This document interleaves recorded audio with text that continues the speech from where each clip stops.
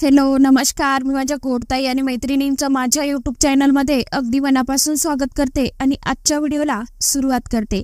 मनापासून अगदी हृदयातून सर्व माझ्या यूट्यूब परिवाराला श्री स्वामी समर्थ।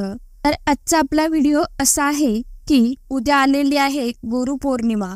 तर या दिवशी आपल्याला प्रत्येक आईने मुलावरून ही एक वस्तू ओवाळून टाकायची आहे। त्याविषयीची माहिती मी आजच्या व्हिडिओमध्ये शेअर करणार आहे। तर कृपया व्हिडिओ कुठेही स्किप न करता शेवटपर्यंत नक्कीच बघा। तर बघा, 21 जुलै वार रविवारला आलेली आहे गुरुपौर्णिमा। तर या दिवशी आपल्या मुलावरून ही एक वस्तू ओवाळून टाकायची आहे। तर हा उपाय प्रत्येक आईने आपल्या मुलासाठी आवर्जून करायचा आहे।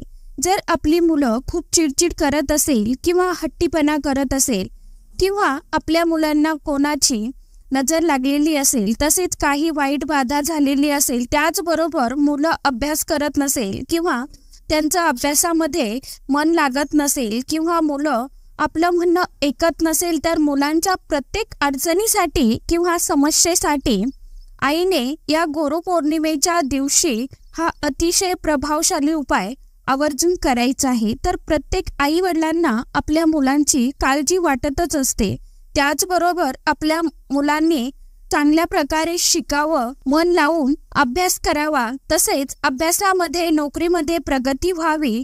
तर यासाठी आईने आपल्या मुलावरून किंवा मुलीवरून ही एक वस्तू ओवाळून टाकायची आहे। तर मुली लहान असो किंवा मोठी असो, अगदी फारच म्हणजे 2-3 महिन्याच्या बाळावरून करायचं नाही, किमान 12 महिन्याच्या लेकराचं जे बाळ आहे आपलं, त्याच्यावरून तुम्हाला हा उपाय करायचा आहे। 12 महिन्याच्या मुलावरून किंवा मुलीवरून हा उपाय तुम्ही करू शकता। आता मुलं लहान असो किंवा मोठी असो, तरी पण हा उपाय 21 जुलैला म्हणजेच येत्या रविवारी आषाढ महिन्यातील येणाऱ्या पौर्णिमेला गुरुपौर्णिमा असंही म्हटलं जातं। तर बघा, गुरुपौर्णिमेच्या दिवशी आपण आपल्या गुरूंची सेवा उपासना करत असतो। आपल्या गुरूंप्रती कृतज्ञता व्यक्त करण्यासाठी पौर्णिमेच्या दिवशी आपण आपल्या गुरूंची पूजा करतो। तर आता तुम्ही ज्या कोणत्या देवांना गुरु मानता, त्या देवांची मनापासून आवर्जून सेवा करावी, कारण हा गुरुपौर्णिमेचा दिवस आपल्या गुरूंच्या सेवेसाठी अतिशय महत्त्वाचा मानला जातो। तर पौर्णिमा ही प्रत्येक महिन्याला येते, पण प्रत्येक पौर्णिमेचं किंवा प्रत्येक तिथीचं वेगवेगळं असं विशेष महत्त्व असतं। तसेच ही गुरुपौर्णिमा तिथी अतिशय महत्त्वाची मानली जाते। त्यामुळे प्रत्येक आईने आपल्या मुलांसाठी हा अतिशय प्रभावशाली उपाय करायचा आहे। तर उपाय कशा पद्धतीने करायचा ते आपण बघूया। उपाय करण्यासाठी आपल्याला लागणार आहे तांदूळ किंवा एक छोटी वाटीभर जरी तुम्ही तांदूळ घेतले तरीही चालेल।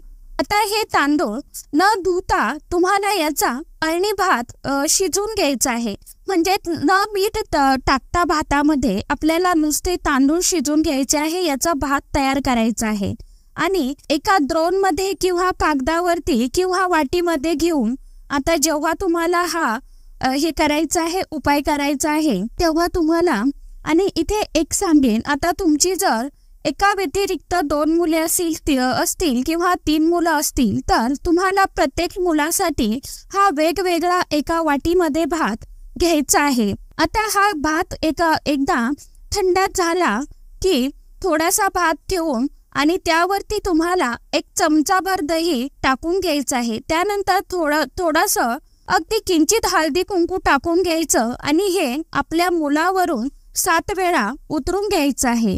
तर आपल्या मुलाला किंवा मुलीला देवासमोर आसनावरती बसून घ्यायचं आहे, देवासमोर दिवा धूप लावावे आणि त्यानंतर उपायाला सुरुवात करावे।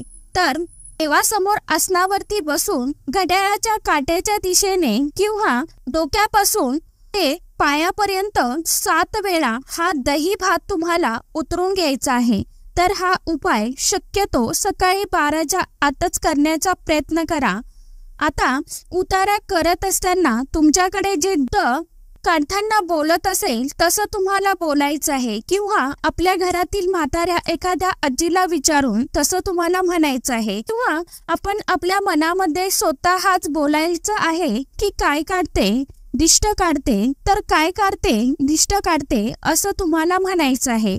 ज्या कोणी आल्या गेल्याची नजर लागली असेल ती उतरून जाऊ दे असं म्हणत हा उतारा तुम्हाला करायचा आहे. तर हा उपाय करत असताना कोणासोबतही बोलायचं नाही, किंवा मध्येच कुणासोबतही हसायचं नाही. तर मनामध्ये फक्त असं बोलत राहायचं आहे की ज्या कोणत्या माझ्या मुलाला आल्या गेल्याची दिष्ट लागलेली आहे ती निघून जाऊ दे असं बोलायचं आहे, किंवा कोणी माझ्या लेकराला कोणती काही नजरबाधा केली असेल तर ती लवकरात लवकर निघून जाऊ दे, हेच विचार आपल्या मनामध्ये ठेवायचे आहेत आपल्याला. अशा रीतीने आपल्याला ही दुष्ट काढायची आहे. या 2 वस्तू उतरून घ्यायच्या आहेत आणि उपाय अतिशय प्रभावशाली आहे. जर हा उपाय तुम्ही पौर्णिमेला किंवा प्रत्येक अमावस्येला केला तर 100% आपल्या मुलांची दृष्ट निघून जाते.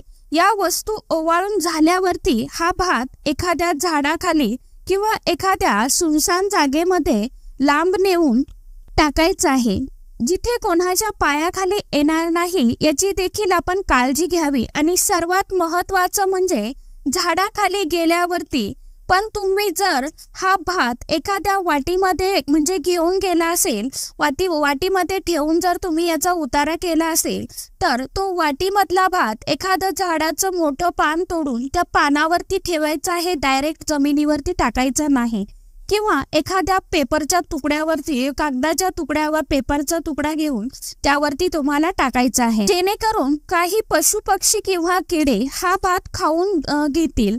आणि घरी परत येताना मागे वळून बिलकुल बघायचं नाही, किंवा कोणासोबतही बोलायचं नाही. घरी परत आल्यावरती बाहेरच हातपाय धुवून चूळ भरून नंतरच घरामध्ये आपल्याला आतमध्ये यायचं आहे आणि परत देवांना एकदा नमस्कार करायचा आहे. तर पहा, जर आपल्या मुलांना कुणाची नजरबाधा लागली असेल तर ती निघून जाईल, आणि मुलं हट्टीपणा करत असेल तर तो देखील हळूहळू कमी व्हायला सुरुवात होईल.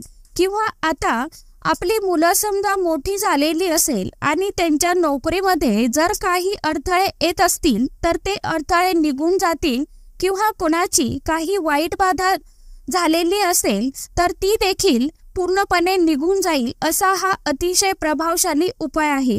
तर प्रत्येक आईने आपल्या मुलांसाठी हा उपाय आवर्जून गुरुपौर्णिमेच्या दिवशी म्हणजे उद्या करायचाच आहे. तर प्रत्येक मुलांसाठी हा भात आपल्याला वेगवेगळा घ्यायचा आहे आणि उतारा वेगवेगळा करायचा. नंतर तुम्ही जेव्हा टाकायला जाणार असाल तेव्हा तुम्ही एकत्र केला तरीही चालेल, पण आपली 2 मुलं असतील तर 2 वेगवेगळ्या ठिकाणी वाटीमध्ये हा तुम्हाला भात वेगवेगळा करून घ्यायचा आहे.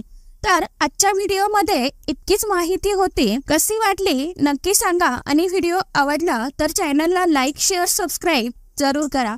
परत भेटूया नवीन माहिती सोबत, नवीन व्हिडिओ सोबत. तोपर्यंत सर्व माझ्या YouTube परिवाराला श्री स्वामी समर्थ.